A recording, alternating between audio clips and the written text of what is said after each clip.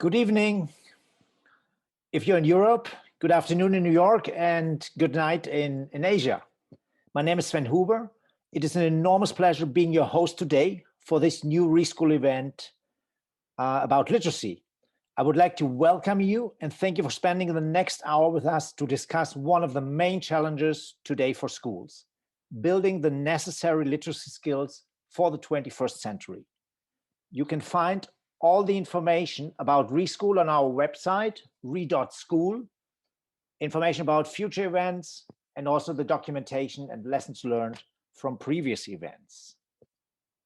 We are also sharing tonight's event on our Facebook page, and please share everything you learned today on social media using the hashtag rethinking schools. This way, more teachers can benefit from the insights of our distinguished guests and today's conversation. Let's get started.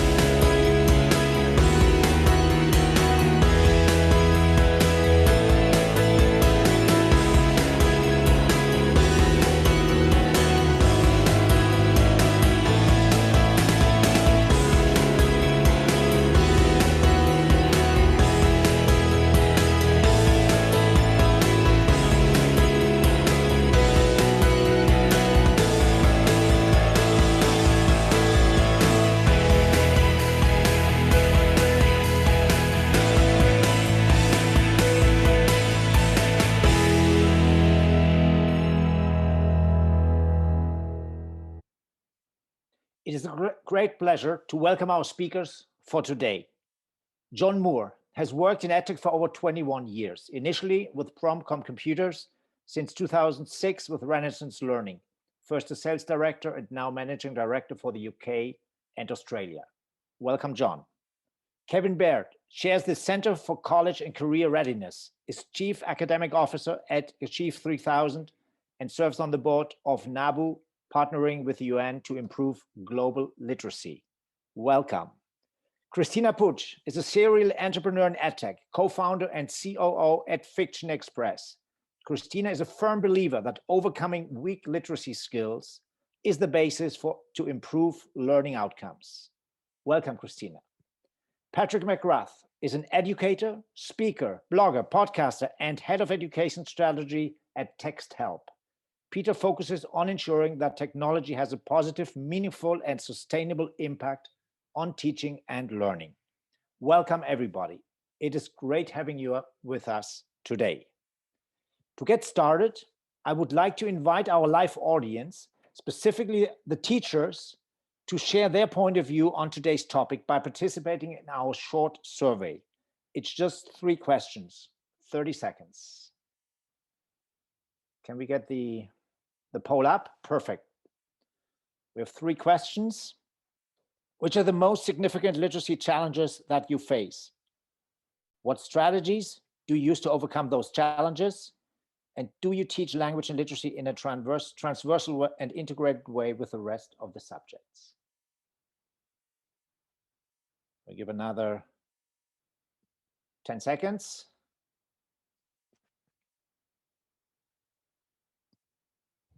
And then let's see the result.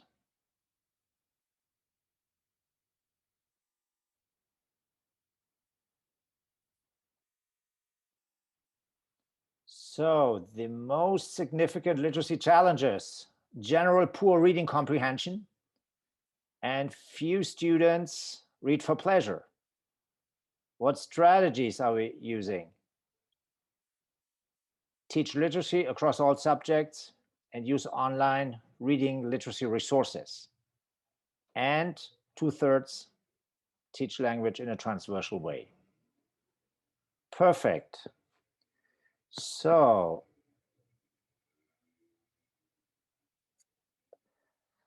let's get started. Barack Obama once called reading a gateway skill that makes all other learning possible, from complex word problems to the meaning of our history, to scientific discovery and technological proficiency. And there's plenty of evidence showing that he was right. For example, PISA results show statistically significant correlation between reading and science achievements for all countries across multiple years. The trends in international mathematics and science studies, TIMSS, and the progress in international reading literacy study, PEELS, show that students with better reading skills have higher science and math achievements. Despite the clear evidence of the importance of solid reading and literacy skills across the world, our education systems leave behind a significant number of children without the required reading comprehension skills. For example, in the UK, according to the Department for Education, 1 out of 5 children who left primary school in 2018 were unable to read or write properly.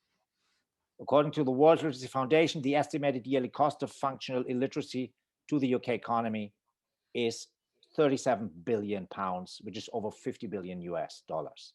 According to UNESCO data from 2020, globally, at least 773 million youth and adults still cannot read and write, and an additional 250 million children are currently failing to acquire basic literacy skills. I'm sure we can all agree that in the 21st century, advanced literacy is a prerequisite to adult success. We are not only talking about the ability to decode words and read a text, as necessary as these elements are.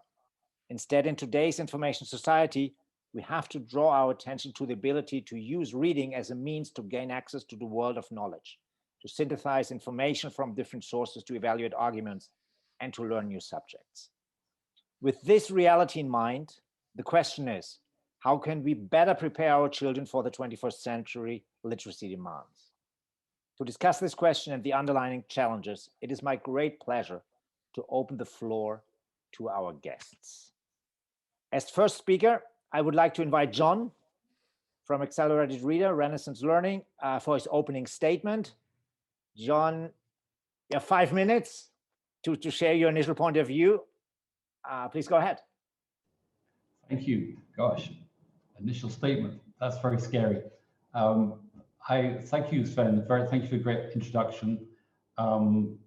It's very nice to be called a distinguished guest. I didn't feel very distinguished when I was thinking about what to say, and I thought, let me just start with something about the basics of literacy and the basics of reading, which I think are true whenever. They were true when I was a child, they're true now. And that's really that there needs to be a spark to get people reading. There needs to be a spark to get people engaged. And that's what I think Renaissance hopes to do with Accelerated Reader. We'll talk about Accelerated Reader for a bit, because that's what I'm here to represent tonight. And Accelerated Reader, believe it or not, celebrates 35 years. It's its 35th anniversary this year. No technology product lasts that long. In EdTech, almost unheard of. And there's a reason for that, because it's not so much the technology. The technology is not the star. When you go into Accelerated Reader, it's not the most exciting program you'll ever see. What it's about is books, and it's about real books, and it's about reading those real books for pleasure. And we were just talking before we came on air. I was delighted to hear from Kevin that he helped introduce STAR assessments. I wanted to talk about STAR assessments. STAR assessments are critical to the whole Accelerated Reader program. What we do with STAR assessments is a very short 25-minute computer adaptive assessment. It identifies the reading ability of the child. How well can they read? What level do we think their reading ability is? Then what we've done within the Accelerated Reader program is we've taken real books and we've scanned them. We scan them to find out how difficult they are against an open standard. We now know how well this person can read. We know how difficult these books are. go and have a free choice. Go and find one you like the look of.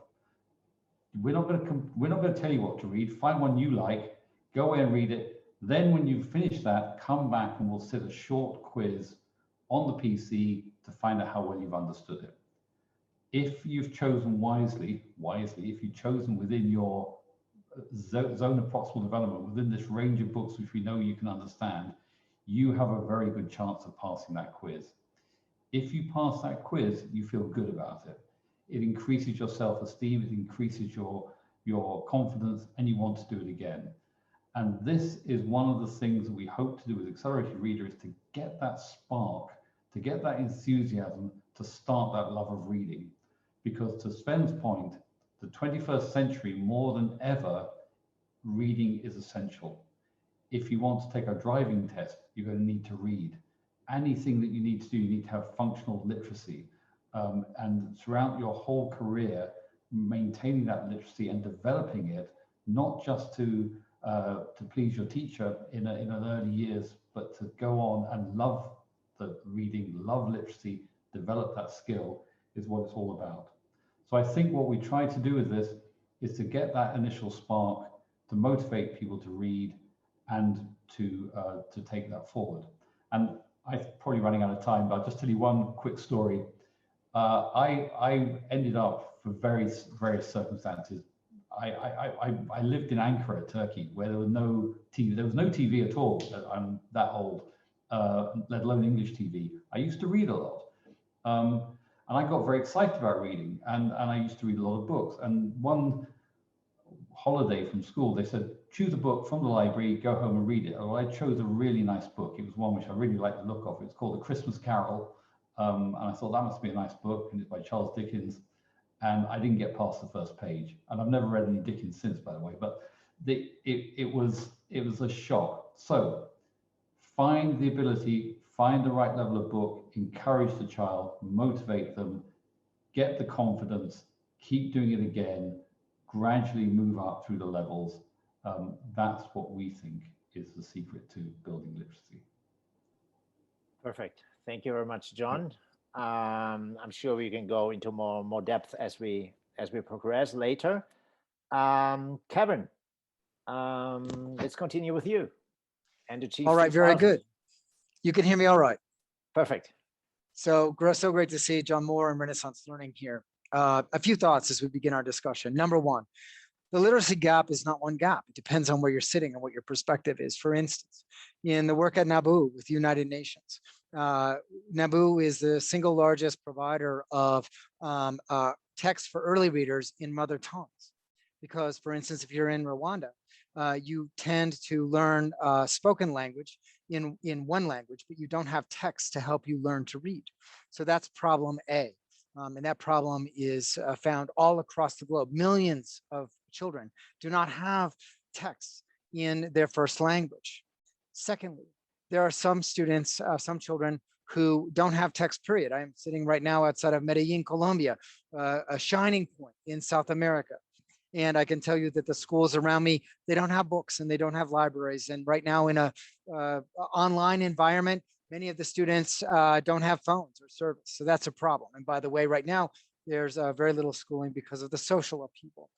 In the United States, the work of Dolly Parton's foundation, which by the way, Renaissance and others have partnered with in the past, trying to get books to those students. Truly, there are as many answers to the gaps, I think, as there are children. But as a policy standpoint, I would suggest to all of us that we have to prioritize the ability of a child to use language as the #1 economic issue, the #1 global security issue facing all of us, every country, whatever the artificial barriers are that are in front of us. It is my ability to use language, to read and to speak and to think, that is absolutely central to economic growth. And I would suggest as we look at this as an economic policy, we would all be better off and understand the gravity of the challenge in front of us. Science can point the way. First of all, every child wants to use language. It's the key to independence, right? Show me a child and I'll show you someone who wants to learn to read and wants to learn to speak and wants to learn to be independent. But we as adults, we as a modern school system, We think that somehow if the child in front of us doesn't want to read what we want them to read, or doesn't somehow speak the way we think they should speak, that they're broken. And that is deficit-based thinking. Interestingly enough, and I'm here representing Achievement at Renaissance Learning, Judy Paul, the creator, created Renaissance Learning and Accelerated Reader because she believed that her child should want to read. Every child wants to read, but we ourselves damage the children. The work of John Hattie tells us that there are two critical elements for the successful acceleration of literacy, the successful acceleration of learning. Number one, the self-confidence of the teacher in the classroom, and that is the adult factor. And number two, the self-confidence of the student. Student self-confidence is in part based upon engagement. It is in part based upon interest. This work is not like herding cows at a rodeo or lashing the racehorse to get around the track. It's more like the Pied Piper, or my namesake, St. Kevin, right? That's why there are no serpents in Ireland, because of my namesake. It's about drawing the students out. And that's actually what Achieve does.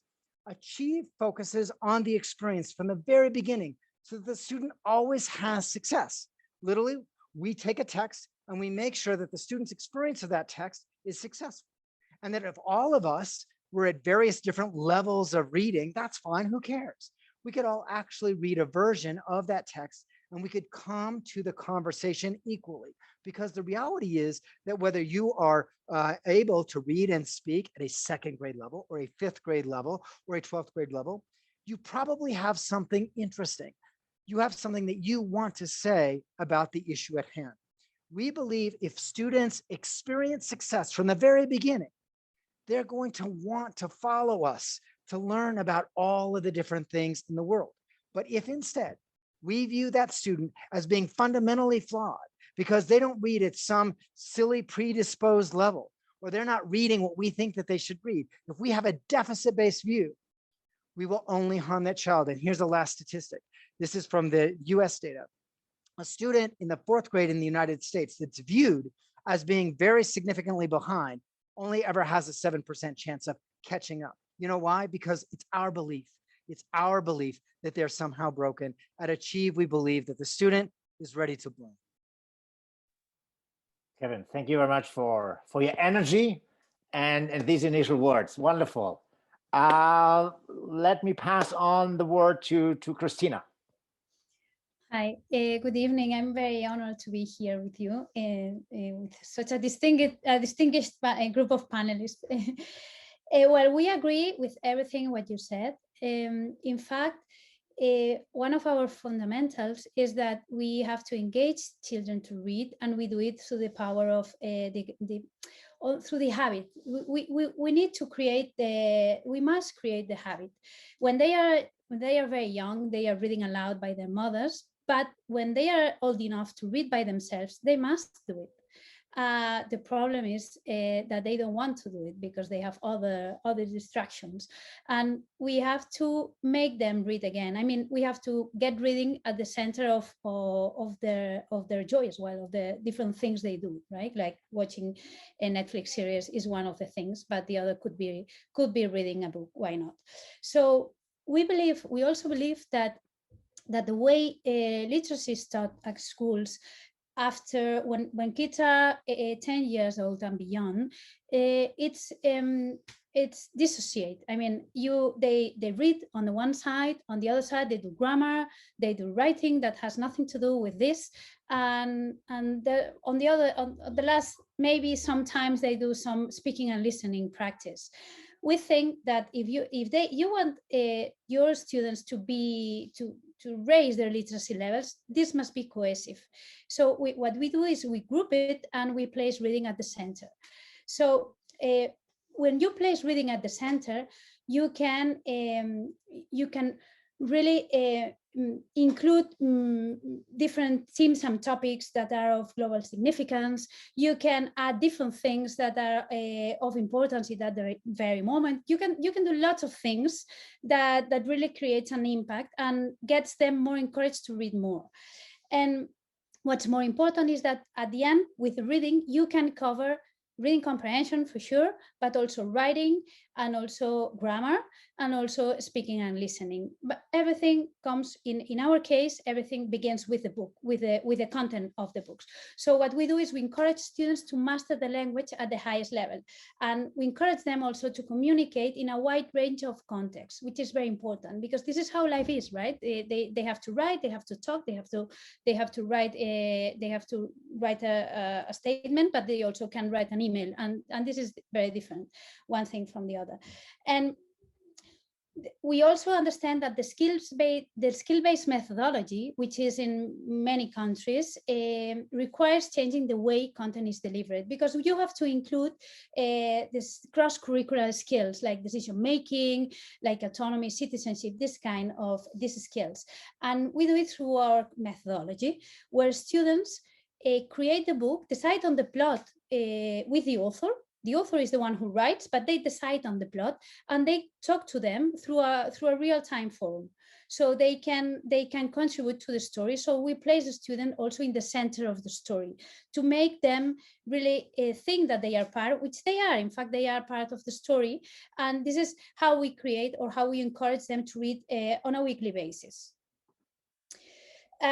It's important that anything that you do, you can measure. And this is, and I love to have you all here, because all of us, we measure. And it's very difficult to measure when they read only books, right? We only know if they read or not, and sometimes they are cheating on us. So at the end, we try to measure not only the quantitative things, like if they read, how much time, what were quiz results, and so on, but also we have to measure the text, the writing, the language performance, the text type structure, if they match with what they were asked to. These kind of things, with some development, with some research, we can measure them as well. So at the end, what we try to is to change literacy levels in the students after the third month of usage. Because we know that if a student reads more, they will read better, they will understand more, they will write much better, and they will be more fluent in the language. And we believe, we as Obama, we agree that the reading is the gateway skill to our future. So we believe that we can create a future reading. This would be the first step. Thank you very much, Cristina. Finally, I would like to open the stage for Patrick. Please go ahead. Thanks, Sven. And if we need to catch up at any time, can I just say what Kevin said? If you repeated that, I think that would cover my 5 minutes just fine. Thanks for that, Kevin. But thank you, and it's a total pleasure to be here. And what struck me when listening and reading your opening statement as well, just before the session today, Sven, was one thing that I always talk about in literacy is that we need to kind of redefine the notion of literacy. And with the greatest respect to all of us listening and on the panel, I think sometimes for the average person on the street, we talk about reading heavily as that central point. And look, we know that's the very central and core part of literacy. But I think sometimes we should be thinking about literacy in a much wider aspect. You've already mentioned, Cristina, speaking and listening. We've talked about writing within this as well. But fundamentally, if we start to think about literacy as that ability to communicate effectively and make sense of the world, we can relate a lot better to our students when we think about that. And that, I think, goes hand in hand with what, Kevin, you were saying earlier in terms of that economic strategy. That's very, very clearly needed. We need a nation, and we need a world of communicators, and only literacy can do that. And I think sometimes that has been lost in new initiatives that have come out. One of my kind of pet loves that's turned into a pet hate was the notion of 21st century skills. 20 years later, we're still talking about 21st century skills, and collaboration, communication, critical thinking, all wonderful things that we should impart to our students. But I think sometimes some of us have forgotten along the way that literacy fundamentally underwrites every single aspect of that. So, Kevin, when you talk about policy level, the policy level is we need more jobs in the IT sector. Well, no, the policy level should be we fundamentally need our students to be able to be more literate, because that will underwrite everything. And I think those things are very, very important to consider. Perhaps a little bit of a redefinition of what that looks like. But one of the things I suppose from my perspective that is key there though is if we're harnessing technology as an example, which many of us are, to highlight and isolate the challenges that certain students find, and I like Kevin, I don't like the word deficit and look at deficiencies. We just look at those as opportunities to drive students forward. But if we're able to measure those things, what are we actually doing about it? So are we simply reducing students to read at a slightly lower level? Are we stretching and challenging them to move them ahead? But we have to have a recognition within there that all of our students are absolutely unique and different. We have to recognize that they will all have different challenges. May that be simply in terms of that recruitment point, that what is their interest in reading or writing? What is their effort level like, and why do they refuse to write? It's not that they can't, it's that may well be that they won't, or they're not interested in engaging with it in a certain way. So we need to recognize that all of our students are different. We need to recognize that this is not about differentiation and individual strategy. This is about giving them tools that they need to succeed, and succeed on their own terms, to recruit interest that interests them, but then to give them the tools that can push them ahead. And I think those things are very important. And that's one thing that we do here at Texthelp, the company that I work for, recognize that accessibility is as important as the literacy task itself. There's no point putting a literacy strategy in place if students can't access it. And I don't mean on a device, I just mean literally the ability to read it or understand it, most importantly. So we talk about giving students the ability to understand and be understood.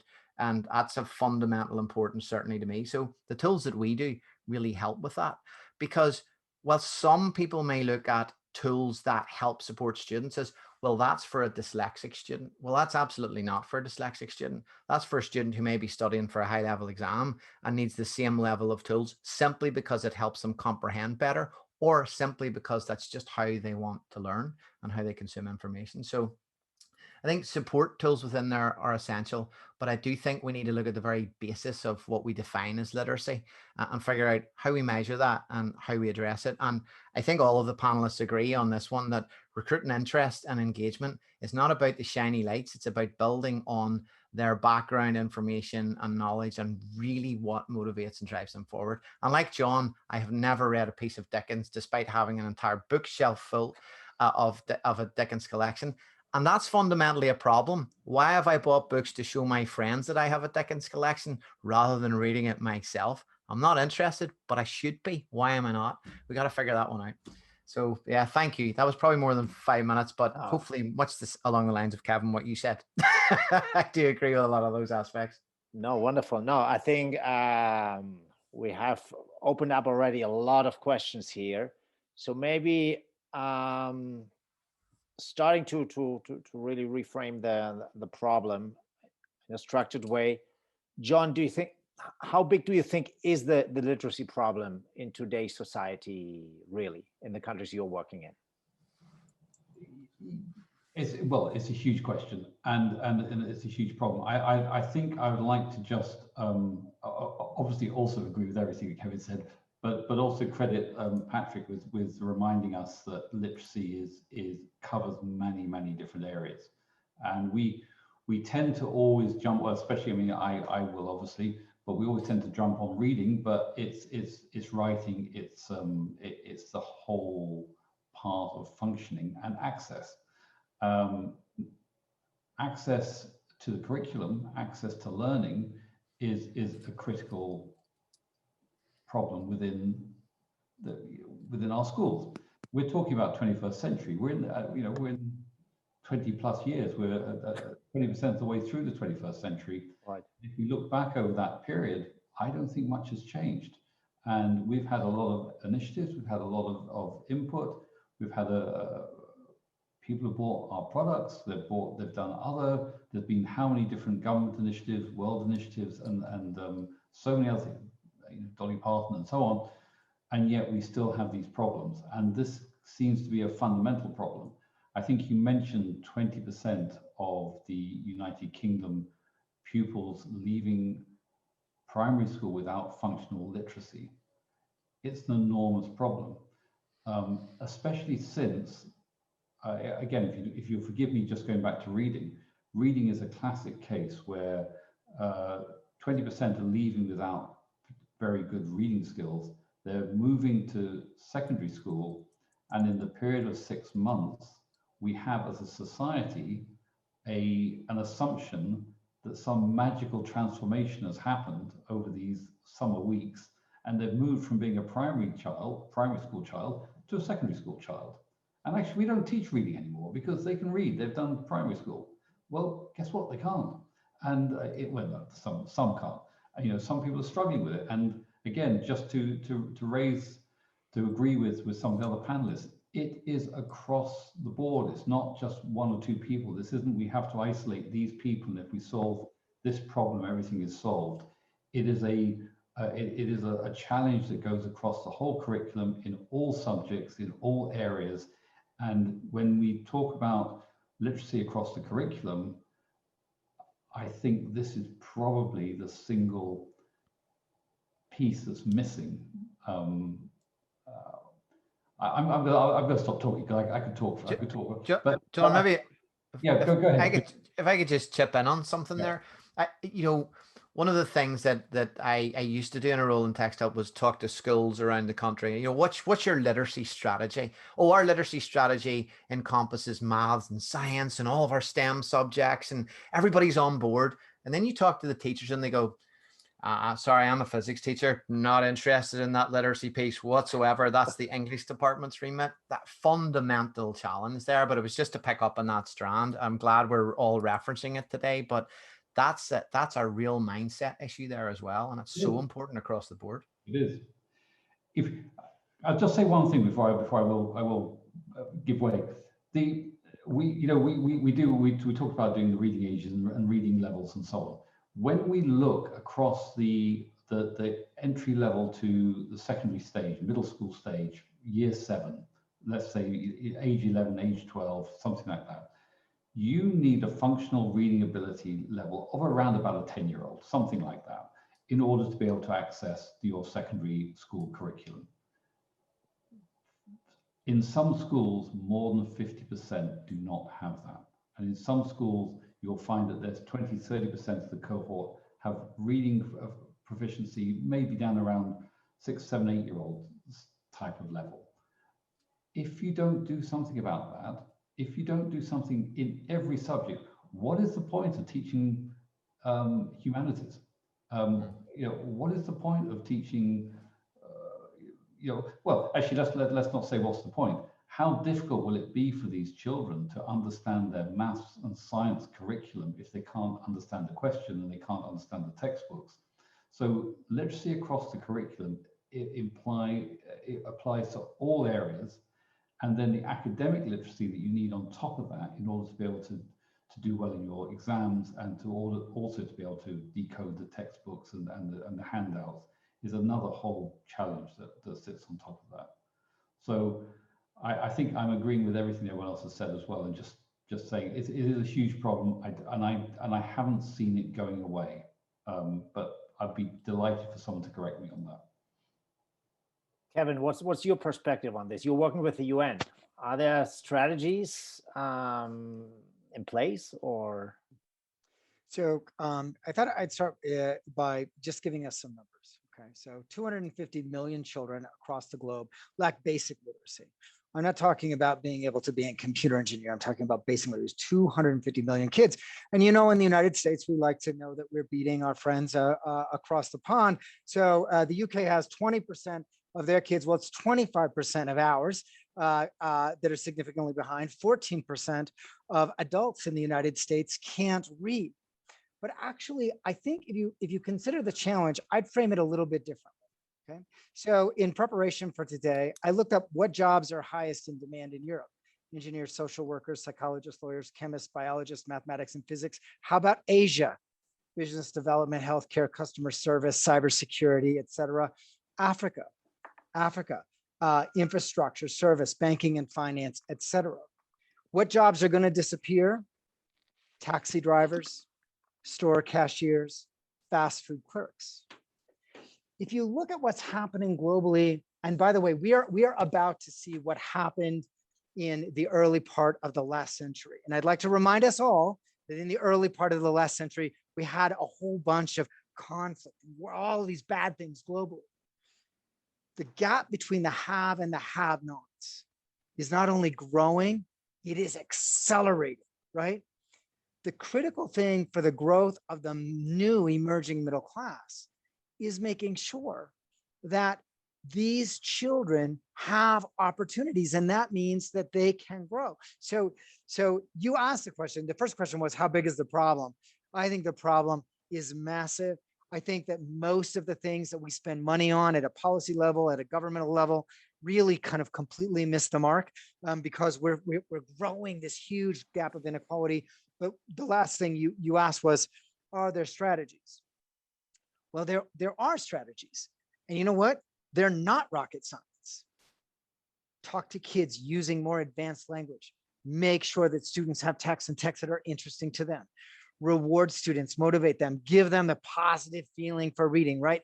And make sure that before you punish students because they can't read about xylem and phloem and plate tectonics, those are all science phrases, by the way, make sure that you reward them and you have them feeling good about where they are reading, right? Because it's a human, reading is a human endeavor. And I think that is the real critical element or strategy that we have to employ. And one last thought, what do we get when we don't do that?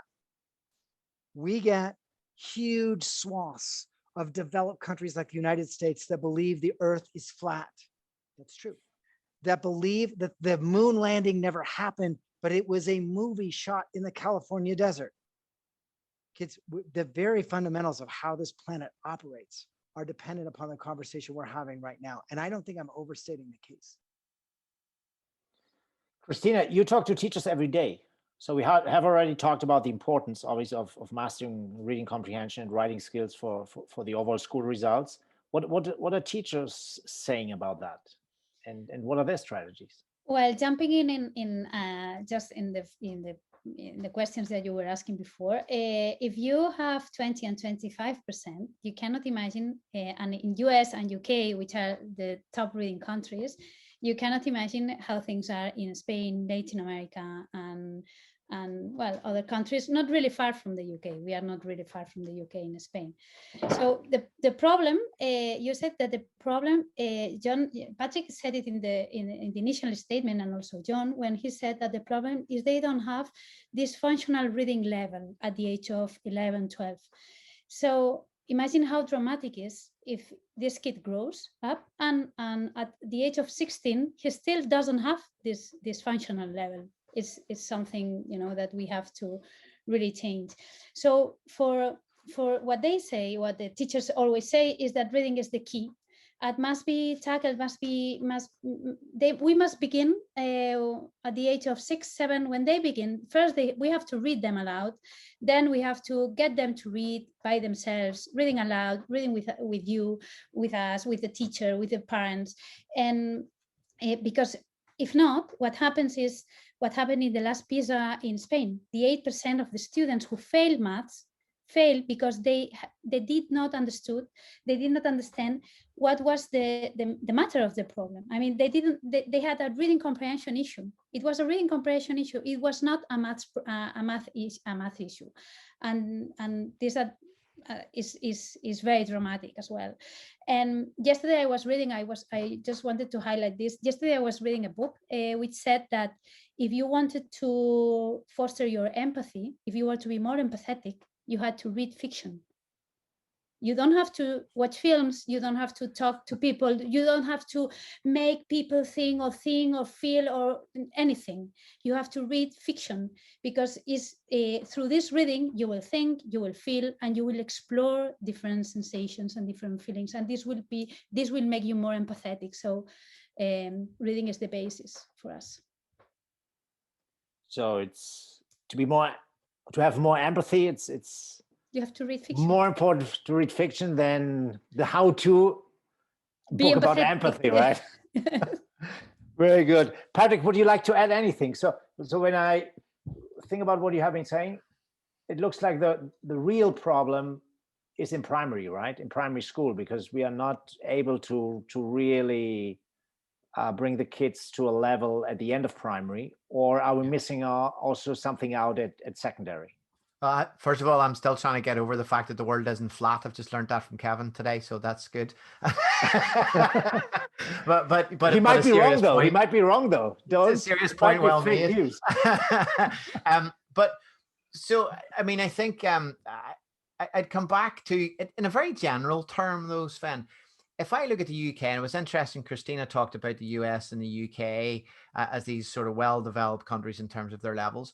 Let's not forget that in the UK, they identified average reading age in the UK is 9 years of age. The populist newspaper, which I'm not sure how many of us would read, the Sun newspaper, is written and targeted at age 8 level of reading. The most advanced newspaper, again, I get, John, it's debatable, but the Guardian is targeted at 14 years of age, the highest level of reading. That's quite an indictment of a society that says, you know, we're absolutely fully literate. So even in the countries that we claim to be at a high literacy level, actually, when we step back, we have to see that in the adult population, it's dropped down. And we have obviously, you will maybe talk about it later, but our literacy support tools, they get used in workplace in exactly the same way in the world of work for 30, 40, 50-year-old adults, the same way as a primary school student uses it.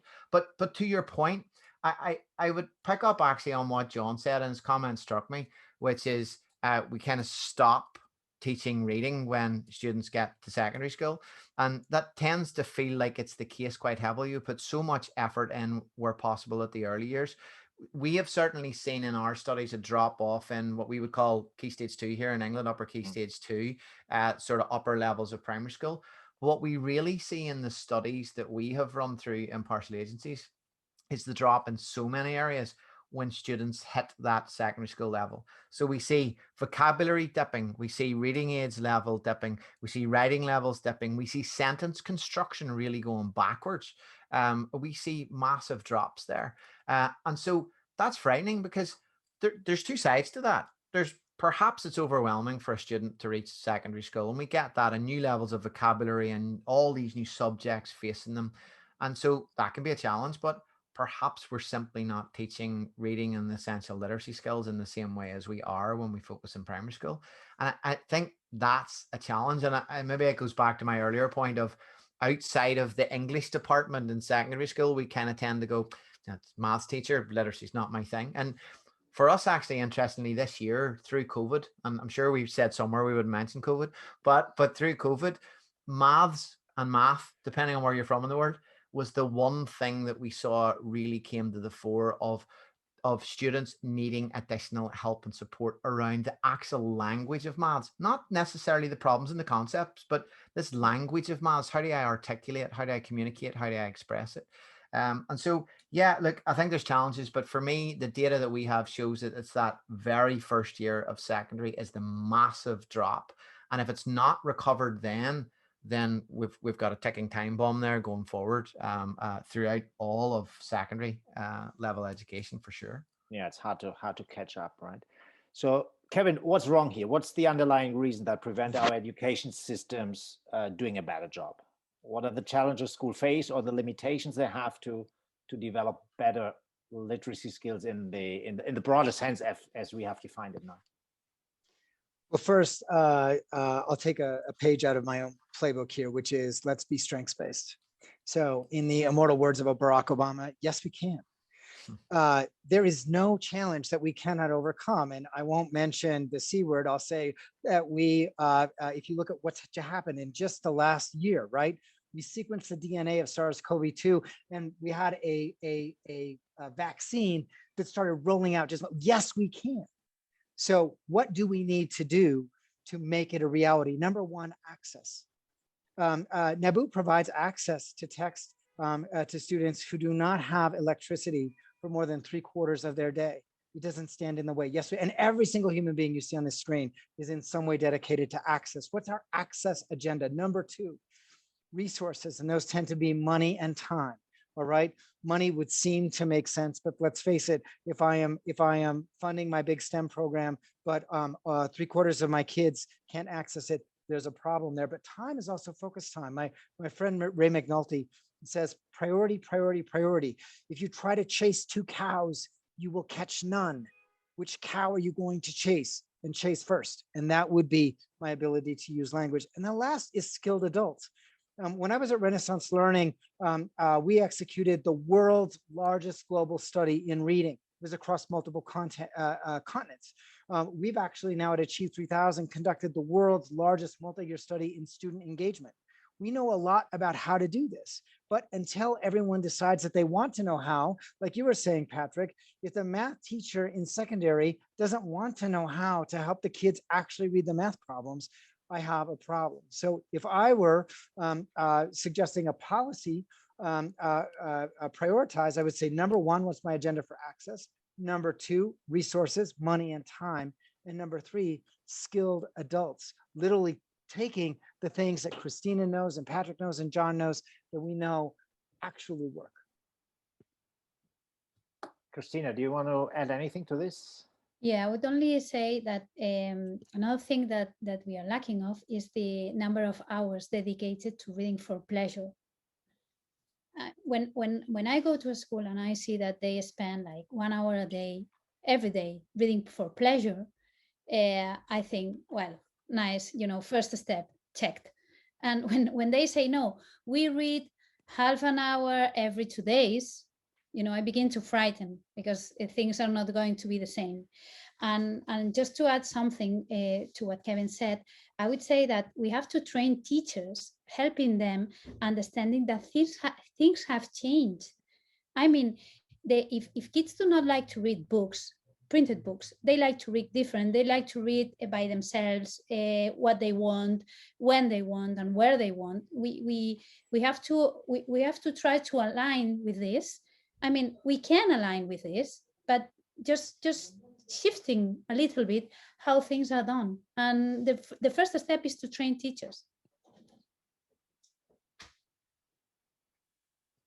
Train teachers first. Patrick, technology can be part of the solution as well.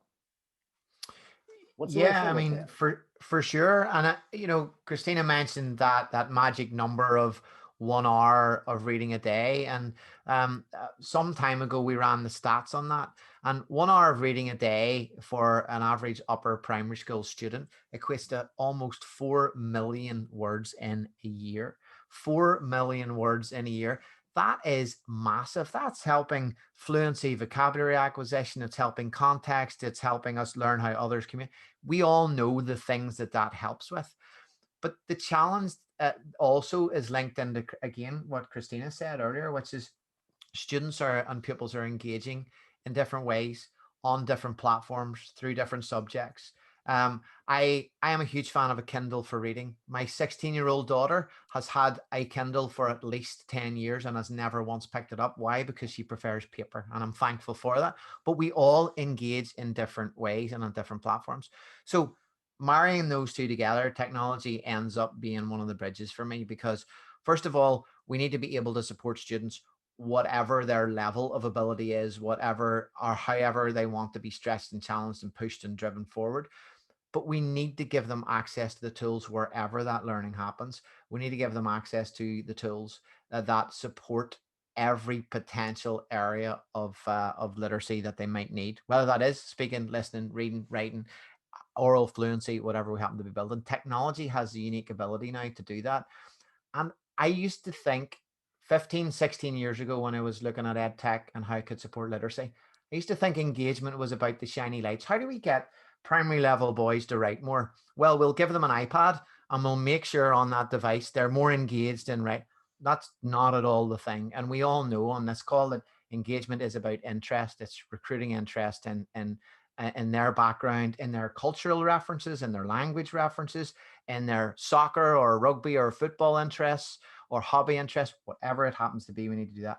Technology has the unique ability to be able to do that. And finally, just if I can on technology, John, you mentioned it earlier, how we can now apply metrics. We can measure reading levels.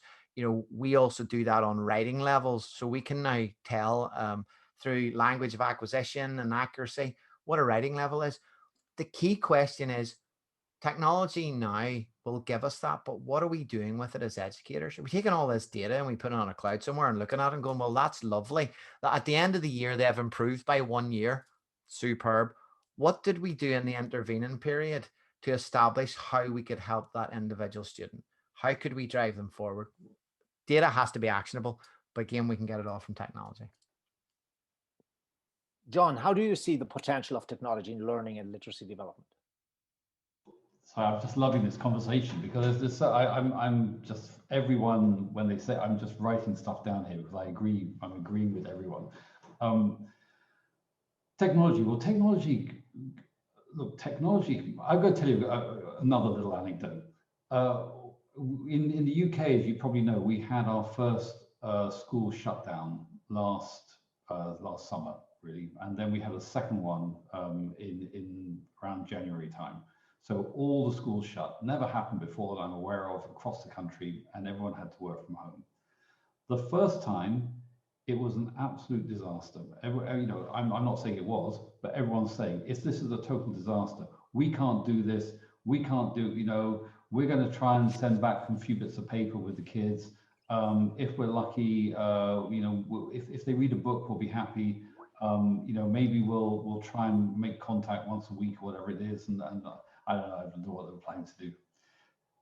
Second one came around. The second one, bang! The kids thought, okay, great, we're back off home again. We're going to sit around and not do much.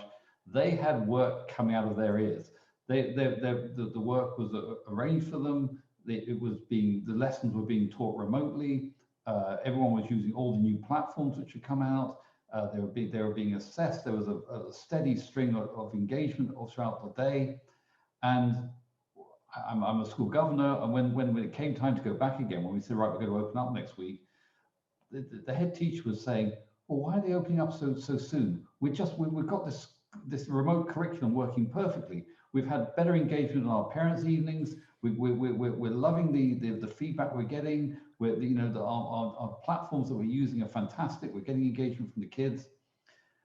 And sorry, long story, but the point is, the technology works. It is there. It's there now. It was there last year. It was there the year before. The question is, how do you use it? And if you can use it correctly, we can start to answer some of these questions and challenges which people are raising. The question of access.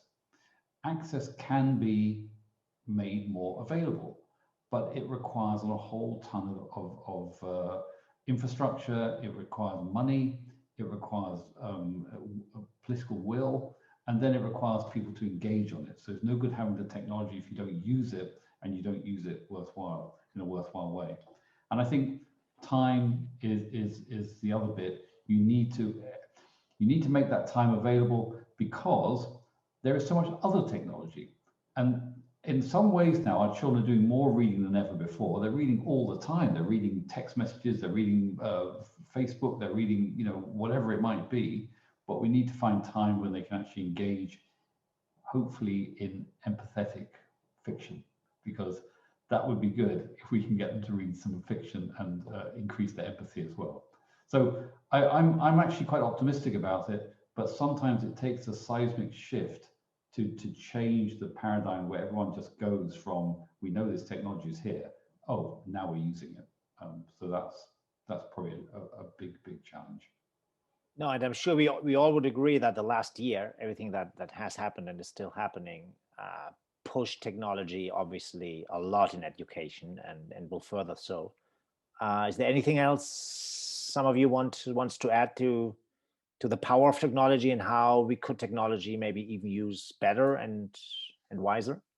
Patrick? I think, yeah, if we could just chip in there, Sven. I mean, one of the things, and I know we don't want to go over the last year, but it has fundamentally shifted so many things for all of our lives.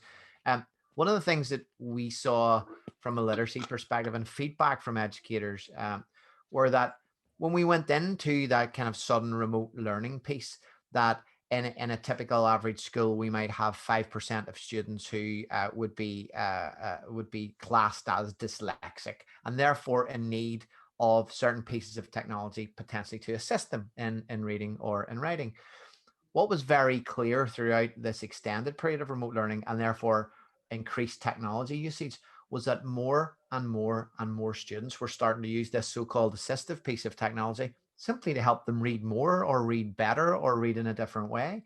And so I think technology now has become more ubiquitous thanks to this period of remote learning, if we were to take an upside from it. But that's going to help more students that potentially may not have put their hands up and said, can I use that tool, or should I use that tool, or is that tool really for me? So I think there's a wider acceptance from pupils and students that actually technology is useful for me in this reading piece. I don't need to shy away from it. There is no stigma associated with it. And that was a trap we were falling into. Technology is there for everybody and it levels the playing field, and as it should do. It does for all of us in our daily lives. That's why we use to-do lists and we use Google Docs for sharing, because it makes lives easier, not just more accessible. Students have realized that over this period of time. So I talk about that, the iceberg effect, the 10% above that the teachers knew about and they had strategies in place to support them. But now they're suddenly finding this 90% under the water that are going, actually, can I have that same bit of help there that every other student is having? So yeah, it's there to level the playing field. And that's the big takeaway for me, Sven. I would add to this that we have to be aware that there are a lot of countries that do not have our bandwidth levels as well. And there are a lot of families in those countries that only have one device at home, and it's the cell phone, the mobile phone. So we have to, whatever we do with technology, we have to be aware that it has to be used sometimes in a very, in a very limit situations, no? Right? The boundaries have to, we really have to think of where are we, when and where are we used. This would be my. Perfect. Before we move on to, talking about solutions and giving some examples on how technology can make a difference, using as examples all your resources you're representing today, I would flag out to the audience, you can use the Q&A tab if you want to post any questions to our speakers, and at the end we will have a couple of minutes time to put them forward. So in reality, each school, or probably even each class, has specific challenges with literacy, right? Depending on the teaching style, and the particular situation of their students. Therefore, I would like to get a little bit deeper into how your specific literacy resources help teachers develop literacy skills in the classroom.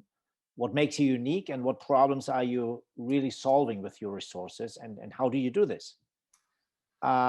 Please also mention in the year groups you're addressing, more primary, more secondary, with your tools. This will help our audience to better understand which resources they actually have available.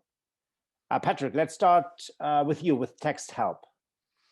Yeah, well, maybe one of your questions there is always an interesting one, and people go, really, whenever I answer it, which is that the age group that we focus on in Texthelp tools, which I'll cover in a little second. But actually, our tools get used from elementary point all the way through to higher ed and beyond.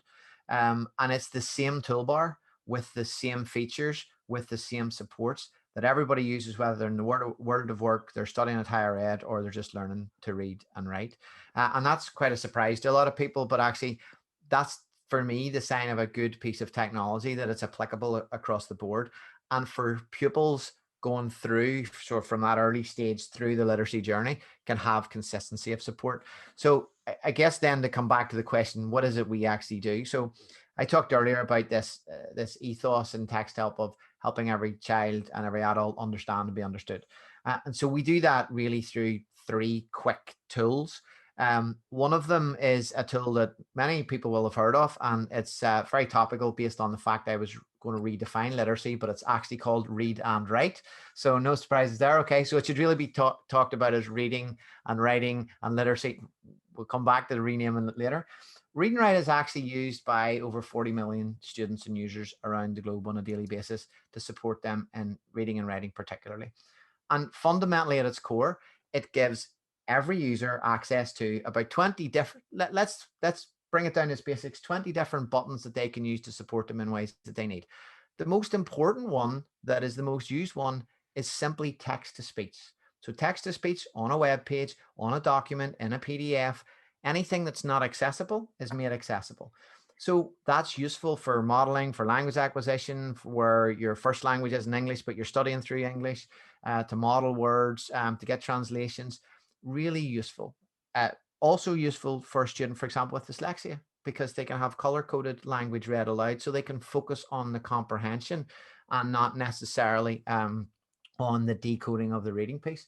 So that'll give things like dictation, screen mask to filter off certain areas. It'll give prediction for writing, so we can help with sentence construction as we go. It'll give spelling, punctuation, and grammar checks to proof check our writing, but not to fix it, but to explain why it's not correct and how you might go ahead and proceed to fix it. So that works everywhere a pupil or a student is writing in any environment, wherever they happen to be. So that's read and write. And coupled with that, very quickly, we have a product called Re.school, and Re.school is designed to focus exclusively on writing. How do we give students better feedback? How do we give them constructive feedback? How do we give them metrics that are meaningful to them, that can help drive them a little bit further forward? How do we give them better feedback when we do that? And also we can measure the level of writing. And lastly, we have a final tool there as part of our sort of literacy triangle called Fluency Tutor. And this one is very close to my heart, because for me, at 16 years of age, I was told by my English teacher that I would never talk in front of people publicly. Hopefully today testifies the fact that that's never been a real problem. but that was a real kick for me to help instill a sense of confidence in me that I didn't have at that stage. And so for me, the ability to talk and to articulate is really important in that confidence factor. So this tool that we have, and why it's close to my heart, is it helps encourage students to simply practice reading aloud.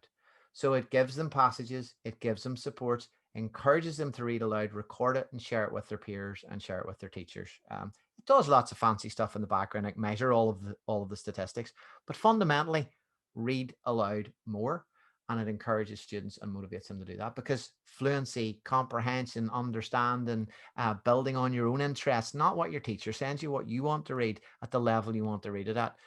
That's really close to my heart, that one. So that's our suite of tools. And those are all free for teachers. We always make all of those free for teachers, so teachers can get access to those tools and use them in any way that supports them, because we want to build capacity there.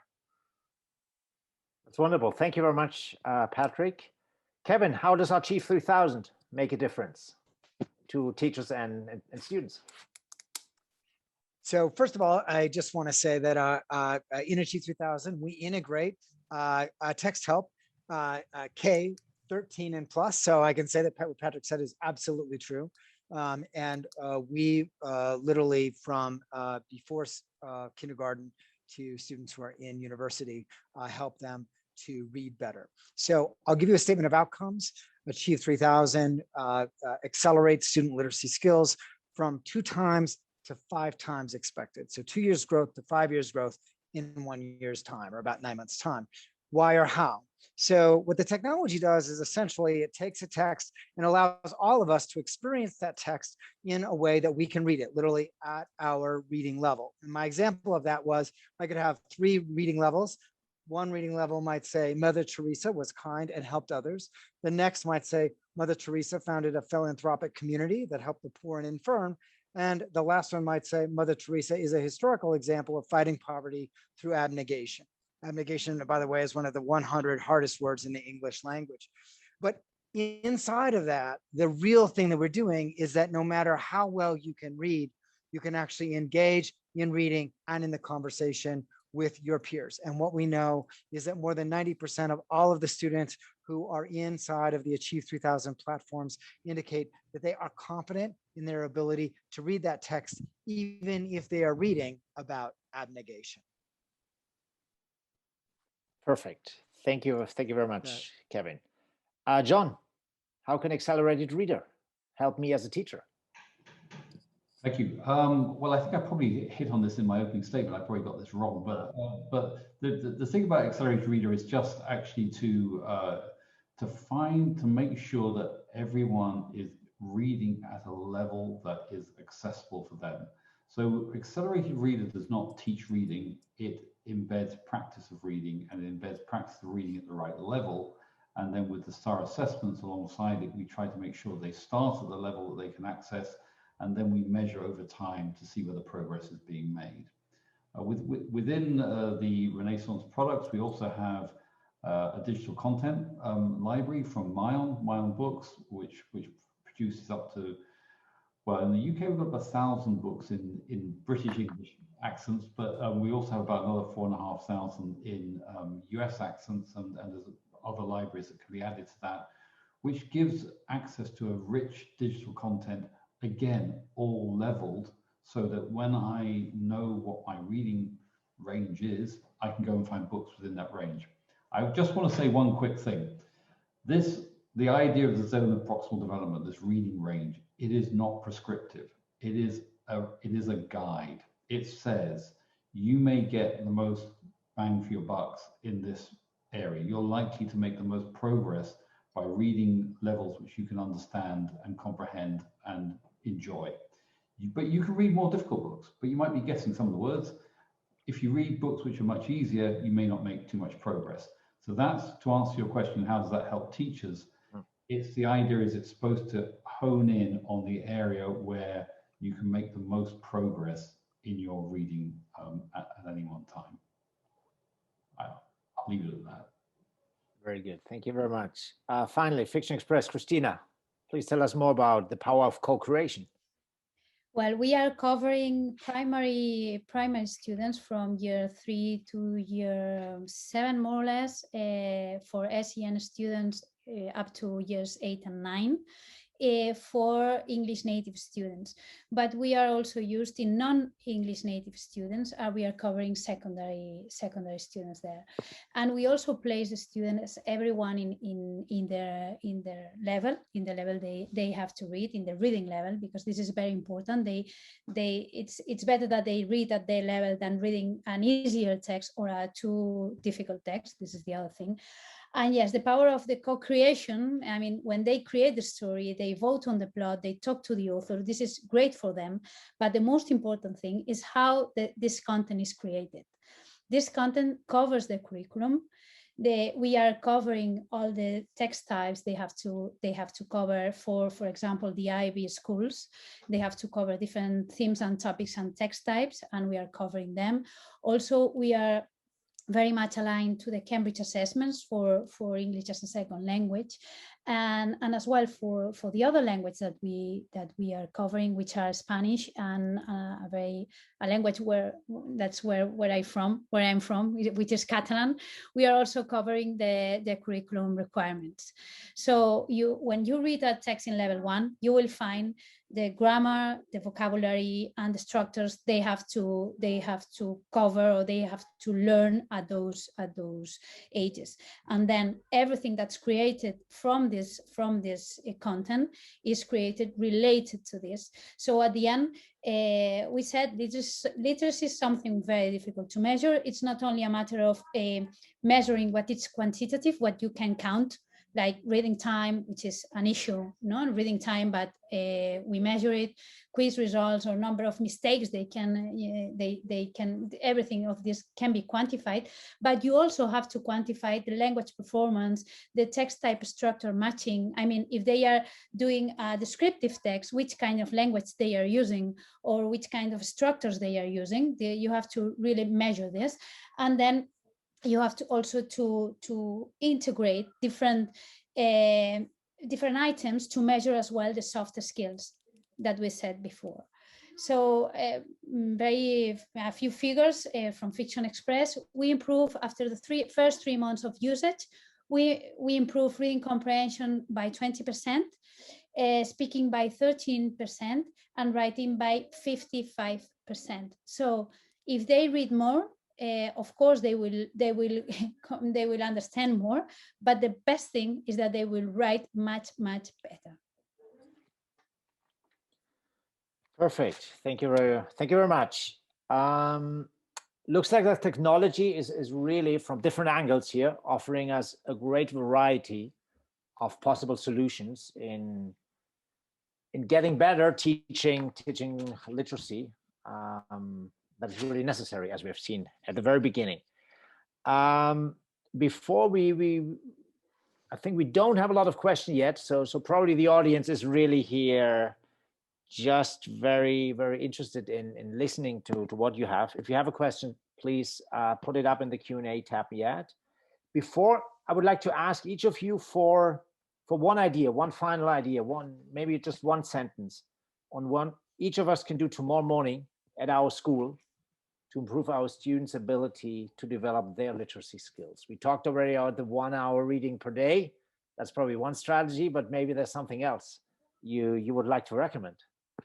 Cristina. I would say, ask your students, how would they like their favorite book to end? I mean, ask them if they would have changed anything. And maybe they are 10 minutes talking to you about all the things that they would have changed. And this will be very surprising for you, I'm sure. So asking a question, right, to inspire curiosity and interest. Great. Patrick. I'm going to take liberties as always, Sven, and say two things. Because one thing I think we didn't refer through this, which was involve parents where possible. Mm-hmm. You know, we didn't talk about parents and that huge influence that goes on at home with regards to encouragement of reading. So that's the first one. But the second one will come as no surprise based on what I said was close to my heart in terms of a tool, is to encourage students to practice reading aloud where possible. Why? Because we can build it on their interest level. We can build it on their actual level of reading and ability, and we can give them support tools. It helps with oral fluency. It helps in so many different areas. Just encourage students to read out loud more is one of the simplest pieces of advice that I could possibly give, but I think it's so important. Wonderful. Thank you very much. John. Thank you. I'm always reticent to offer advice to teachers. I'm just in awe of what they do every day. But I would just say let their love of literacy come through. Model it, and in particular, following up on what was said earlier, not just in English, not just in those subjects, but you know, throughout all the subjects. Let your love of literacy come through and be shown to your class. That's true, right? I mean, we all have this teacher probably in our mind who at some point in time inspired us, and probably this is very important in literacy. Kevin, you want to close the round? I would say, don't be afraid to reach out. Every single person that you see on this screen today has a global footprint. And if you contacted any of us, every single person would be willing and happy, obviously at no cost, just because we love what we do, to help. And all of us have access to people whom we're probably afraid are too busy, but we reach out to them. There is a world of support networks out there. Don't be afraid to ask. That's wonderful. Yeah, that's probably right. And I think we have a wonderful variety of solutions together here. So please, you find all the websites, and as Kevin said, reach out to our speakers if you want to learn more, or if you just want to get help on your problems. So I'm not sure if you have any questions. It doesn't look like, so probably have covered everything. Kevin. There is a question. I think it's Sean Hardy asks, would you agree that part of the problem with training teachers is the sheer volume of different resources available? Right. So as I read it, I'll just start off by saying, sure. I don't think it's the sheer volume of resources. I think it's ADHD and the inability to prioritize or to actually think about what's my need and what kind of resource do I want to use. Once I understand the need and the resource that goes on with it, it becomes fairly clear. I know Patrick or Cristina or John. No, I think that we have to be very brave to tell a teacher when your resource is not for them. I mean, I would say, how many times are you selling something on the next year they say it's too much, and you say, oh gosh, I shouldn't have sold this, right? But we have to be brave enough and say, look, you want to be there, but you are still, it's still a little path for you to walk.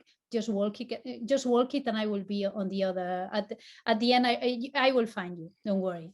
I think that I would say this to the teachers, and just like you, Kevin, don't be afraid to ask. Don't be afraid to reach out, and don't be afraid to to tell us what's your issue, and we will do our best to help you.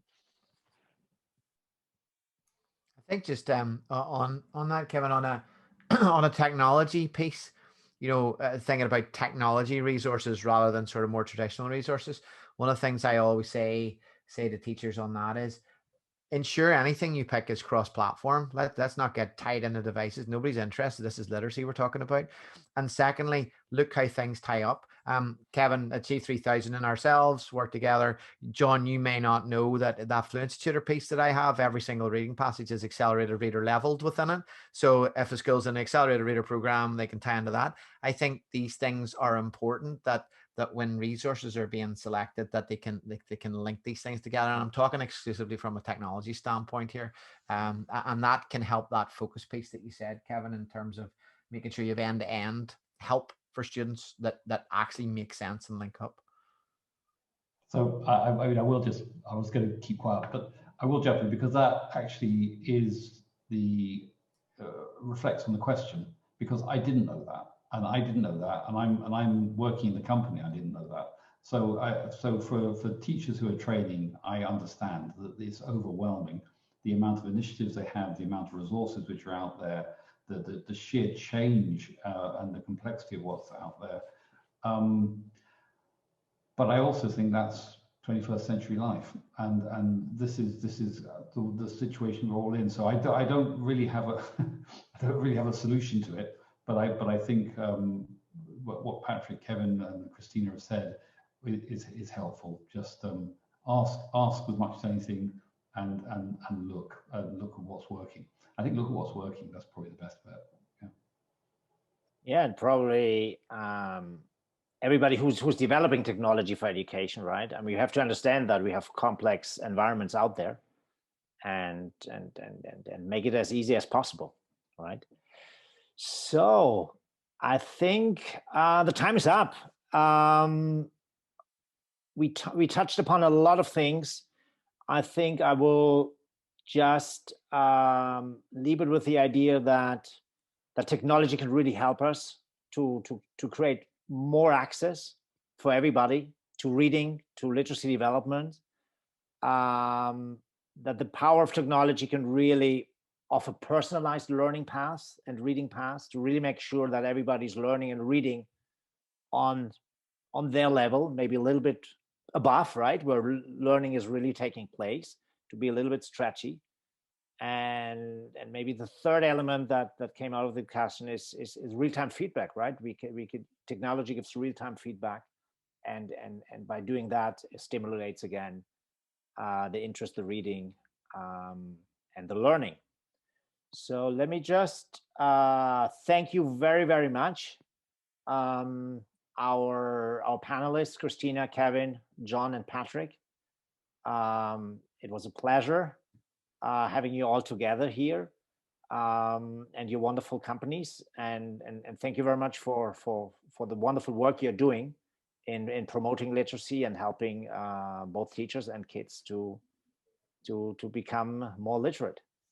I will, just before ending this, I would like to draw your attention to our next events.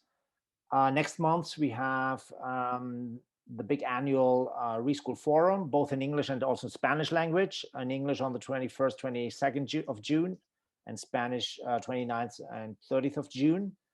Over 2 days, we will talk about innovation in education, touch upon all kinds of issues and challenges we have ahead of us. Please visit our website for more information. In the next couple of days, we will start putting up information, the agenda of the events, and you can all sign up there. And obviously, as always, it is all free, and we will bring together, as today, great speakers and wonderful content. So thank you very much for being with us today, tonight here in Europe, and I look forward to seeing you soon. Thank you, Sven. Thank you so much, John, Sven. Kevin, Patrick, Thank Cristina. you, guys. Thank you very much. Nice to meet you. Have a good night. Nice to meet you all. Good evening. Bye-bye.